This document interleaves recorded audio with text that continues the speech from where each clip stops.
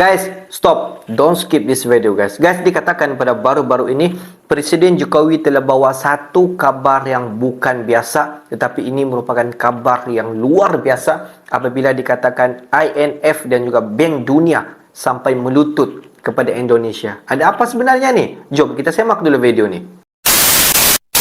Hello guys, bismillahirrahmanirrahim. Assalamualaikum warahmatullahi wabarakatuh. Allahumma salli ala sayyidina Muhammad wa ala ali sayyidina Muhammad. Guys, selamat datang ke Musa Channel. Ini adalah channel YouTube aku, Musa bin Muhammadirin Channel. Kepada subscriber, kepada viewer di luar sana yang baru saja masuk ke Musa Channel, jangan lupa berikan dukungan kalian kepada channel ini dengan cara mudah. Just klik button subscribe, like dan komen di bahagian komentar di bawah. Dan kepada subscriber, kepada viewer di luar sana yang sudah pun subscribe channel ini sejak dulu lagi, yang sentiasa menonton, yang sentiasa support channel ini, aku sentiasa mendoakan agar semua kalian di luar sana dipermudahkan segala urusan, dibukakan pintu-pintu rezeki, dihindarkan, dijauhkan daripada segala malapetaka, dan juga dihindarkan daripada segala fitnah-fitnah akhir zaman. Mari kita sama-sama mendoakan agar semua pejuang-pejuang di Palestin agar diberikan kekuatan dan juga diberikan kemenangan untuk menentang Israel. Dan juga kita mendoakan agar kemenangan sentiasa untuk Palestin.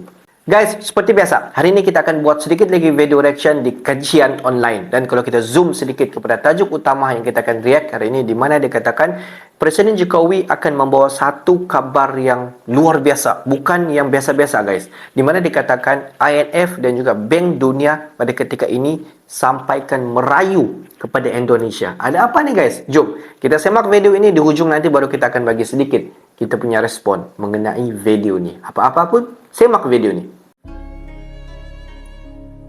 Oh, ada apa nih guys? Presiden Jokowi bawa kabar luar biasa. IMF dan Bank Dunia sampai melotot. China gak main-main, siap all in buat Indonesia. Presiden China Xi Jinping berencana akan menambahkan dana sebesar 100 miliar US dollar atau setara dengan 1.577 triliun rupiah untuk program Belt and Road Initiative atau BRI. Hal ini disampaikannya di sela-sela pertemuan BRI yang juga dihadiri Presiden Joko Widodo di China pada hari Rabu.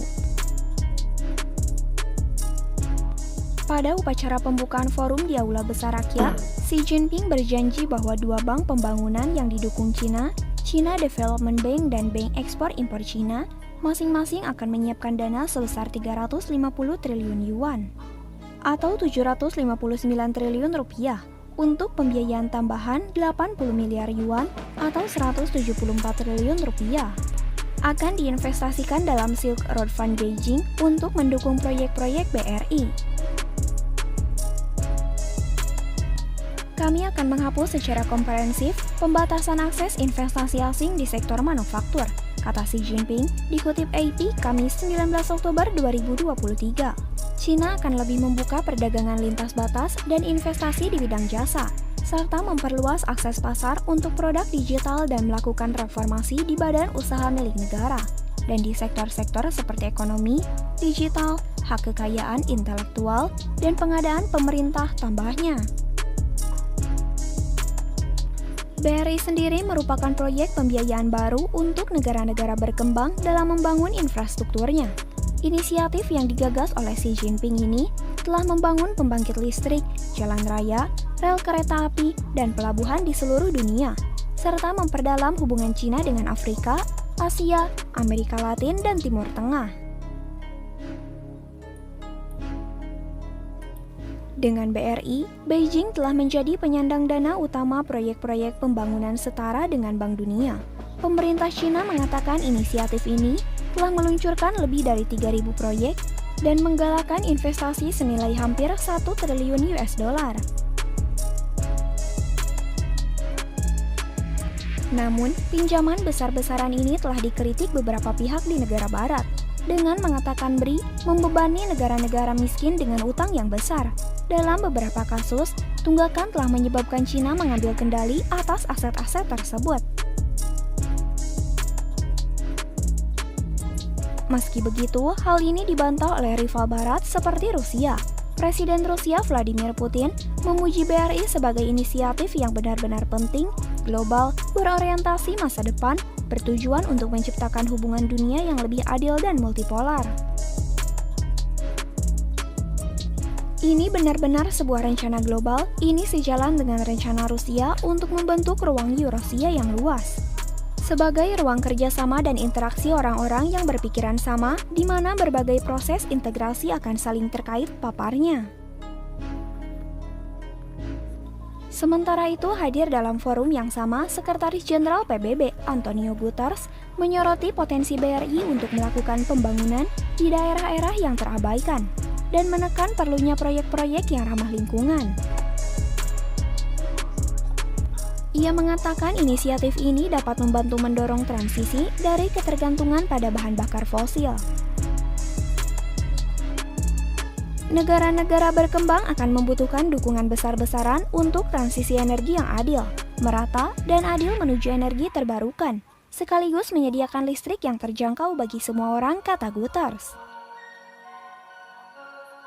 Sebelumnya dilaporkan pula Presiden Joko Widodo telah membuka Belt and Road Forum atau BRF ketiga di Great Hall of the People, Beijing, China, Rabu, 18 Oktober 2023. Di hadapan Presiden China Xi Jinping, ia mengatakan bahwa ada 3 hal yang ingin disampaikan berkaitan dengan Belt and Road Initiative BRI atau Jalur Sutra Modern China.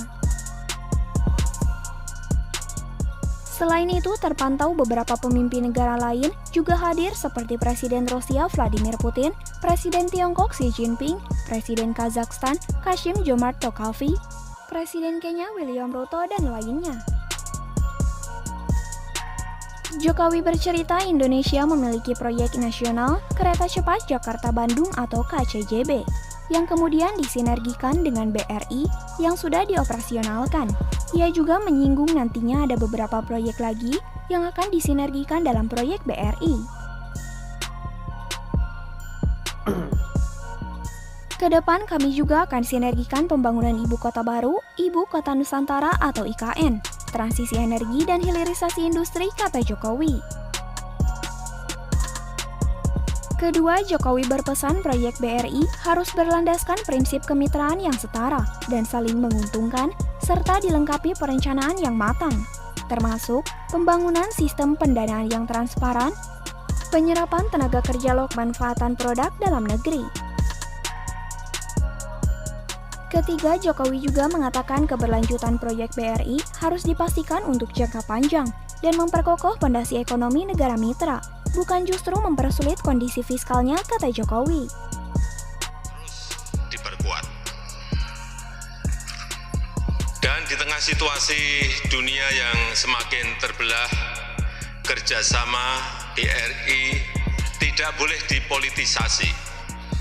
Ini membutuhkan upaya kita bersama dalam menjaga nilai-nilai utama agar inisiatif ini semakin kuat dan semakin berdampak. Ada 3 hal yang ingin saya sampaikan.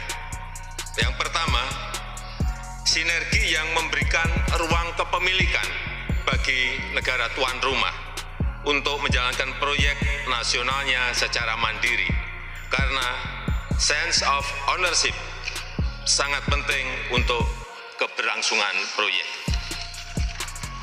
Indonesia memiliki proyek nasional Kereta Cepat Jakarta-Bandung yang kemudian disinergikan dengan BRI dan baru-baru ini telah diluncurkan dan dioperasionalkan. Kedepan kami juga akan sinergikan pembangunan Ibu Kota Baru, IKN, transisi energi, dan hilirisasi industri. Yang kedua, proyek BRI harus berlandaskan prinsip kemitraan yang setara dan saling menguntungkan, serta dilengkapi dengan perencanaan yang matang, penggunaan sistem pendanaan yang transparan, penyerapan tenaga kerja lokal, dan pemanfaatan produk dalam negeri. Yang ketiga, keberlanjutan proyek BRI harus dipastikan untuk jangka panjang dan memperkokoh fondasi ekonomi negara mitra, bukan justru mempersulit kondisi fiskalnya.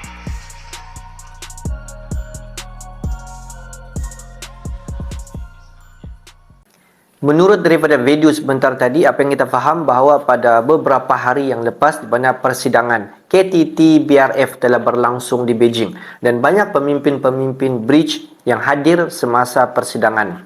Dan kalau kita tengok semasa persidangan itu di mana Presiden Indonesia, Presiden Jokowi telah diberi satu kehormatan untuk memberi satu pidato ataupun pidato khas yang disampaikan. Dan semasa pidato Jokowi itu di mana Presiden Jokowi telah menyampaikan bahawa satu kabar yang sangat-sangat luar biasa. Bukan yang biasa-biasa guys. Di mana Presiden Jokowi telah menyatakan bahawa jalinan kerjasama di antara Indonesia bersama dengan China banyak mendatangkan hasil. Dan pada baru-baru ini di mana pihak China sendiri telah meletak satu nilai investasi yang terbesar kepada pihak Indonesia dalam menjalankan satu projek mega yang besar terhadap kereta cepat yang sudah pun siap dan kini berlangsung di Indonesia guys. Dan banyak lagi projek-projek yang lain di mana pihak China telah meletakkan satu nilai investasi yang besar terhadap Indonesia, di mana dikala banyak sekali projek-projek mega hasil kerjasama di antara Indonesia bersama dengan pihak China,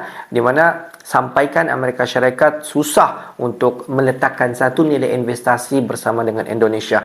IMF dan juga Bank Dunia pun sampai mahu menjalinkan kerjasama ataupun meletak investasi bersama dengan Indonesia. Sebab mereka tahu, mereka faham bahawa banyak bahan-bahan mentah ataupun bahan-bahan yang semula jadi yang boleh terdapat di Indonesia. Jadi untuk melakukan investasi, untuk melakukan segala jalinan kerjasama di Indonesia semua ada. Tinggal sahaja diletakkan satu nilai modal untuk dijalankan investasi ataupun projek di Indonesia. Dan tetapi pada masa kini banyak monopoli oleh pihak daripada China. Sampaikan pihak IMF, Bank Dunia dan juga Amerika Syarikat berebut-rebut mahu menjalinkan kerjasama bersama dengan Indonesia. Sampaikan juga dikatakan IMF, Bank Dunia, Amerika Syarikat merayu kepada Indonesia untuk dapat diletakkan slot investasi mereka ini bersama dengan Indonesia guys. Jadi di sebalik daripada itu kita nampak kehadiran ataupun dengan visibility Indonesia di mata dunia ini memang sangat-sangat ketara pada ketika ini, dan Indonesia diperlukan untuk satu projek jangka masa panjang untuk nilai investasi yang sangat-sangat besar. Jadi Indonesia sangat diperlukan bukan sahaja bagi di ASEAN, tetapi Indonesia diperlukan di dunia guys. China mau Indonesia, Amerika Syarikat mau Indonesia, sampaikan IMF dan juga Bank Dunia memerlukan Indonesia untuk rolling investasi untuk mendapat keuntungan. Jadi guys, bagi pendapat kalian semua, kalian faham di mana kedudukan Indonesia pada ketika ini. Okeylah guys, untuk hari ini sampai di sini saja sedikit information daripada Musa Channel, dan kepada subscriber yang sudah tonton video ini belum subscribe, tunggu apa guys? Please tekan button subscribe, like dan komen di bahagian komentar di bawah. Akhir kata daripada Musa Channel, thanks for watching my video. Assalamualaikum warahmatullahi wabarakatuh guys. See you the next video guys.